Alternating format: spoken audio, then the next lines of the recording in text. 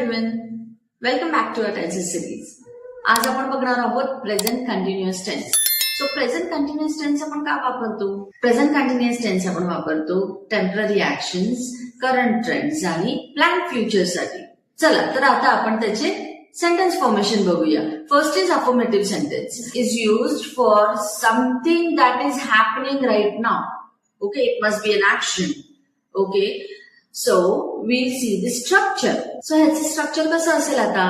Subject plus am is are plus verb plus ing plus object. हे झालं आता structure. Okay, आपण ह्याचे आता एक्झाम्पल्स बघूया. आता मला सांगा, am is are जे आपण वापरतो ते काय आहे? ते एक हेल्पिंग वर्ब आहे. ओके, सो आता am किंवा is किंवा are कधी आणि कुठे कसं वापरायचं? चला आपण ते बघूया आधी. जेव्हा आय असेल तेव्हाच आपल्याला am वापरायचं आहे. जेव्हा सब्जेक्ट मध्ये आय असेल तेव्हाच आपल्याला am वापरायचं आहे. जेव्हा सब्जेक्ट मध्ये ही शी इट असेल तेव्हा आपल्याला इज वापरायचं आहे. आणि जेव्हा सब्जेक्ट मध्ये यू वी दे हे असेल तेव्हा आपल्याला आर वापरायचं आहे. राहील लक्षात? ओके, चला आपण आता ह्याचे एक्झाम्पल्स बघून घेऊ. I am reading a book. आता इथे मी काय वापरलंय? एम, कारण आय सब्जेक्ट मध्ये आलाय आपल्या. Okay, he is reading a book.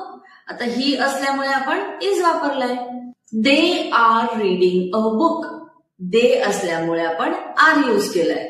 तुम्ही पण ट्राय करून बघा, नक्कीच जमेल.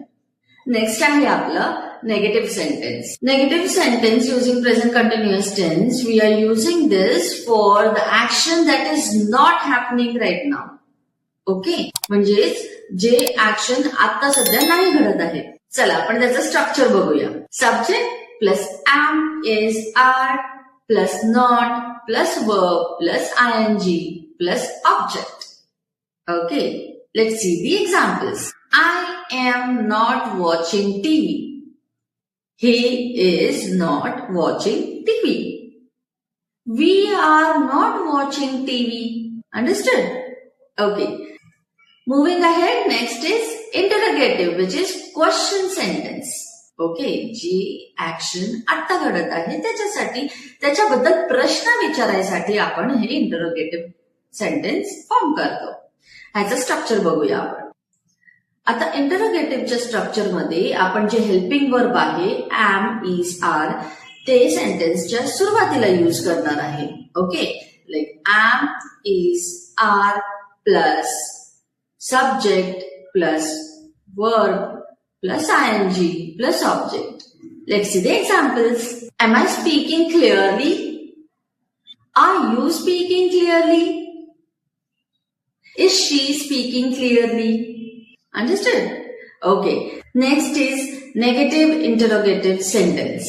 Let's see the structure. Am, is, are plus subject plus not plus verb plus ing plus object. So, let's see the examples of it. Aren't you studying today? आता याच्यामध्ये जे aren't आहे, ओके, म्हणजेच काय? are not. आपण are not नाही बोलत, आपण aren't म्हणतो, जे आपल्या आर नॉटचं कॉन्ट्रॅक्शन आहे. Isn't he working now? Okay, is not म्हणजेच isn't. Am I not doing it clearly? Am I? Understood? Not doing it clearly. ह्याचा amn't नाही येणार ना, ह्याचं am I not doing it clearly असंच येणार. नेक्स्ट आहे WH क्वेश्चन सेंटेन्स. आता WH क्वेश्चन सेंटेन्स आपण फॉर्म करतो डिटेल इन्फॉर्मेशन बद्दल बोलण्यासाठी. अंडरस्टूड? चला आपण ह्याचं स्ट्रक्चर बघून घेऊ. WH word plus am, is, are plus subject plus verb plus ing plus subject. चला आपण आता ह्याचं एक्झाम्पल्स बघून घेऊ. What are you doing? Okay, what is she doing? What are they doing? What is he doing? Understood? So जेव्हा पण आपण WH sentence form करतो तेव्हा WH वर्ड पहिल्यांदा येणार. Thank you for watching. जर तुम्हाला आमचा व्हिडिओ आवडला असेल आणि तुम्ही जर नक्कीच काहीतरी शिकला असाल तर नक्कीच आमच्या व्हिडिओला लाईक करा, कॉमेंट करा आणि चॅनलला सबस्क्राईब करा. Stay tune.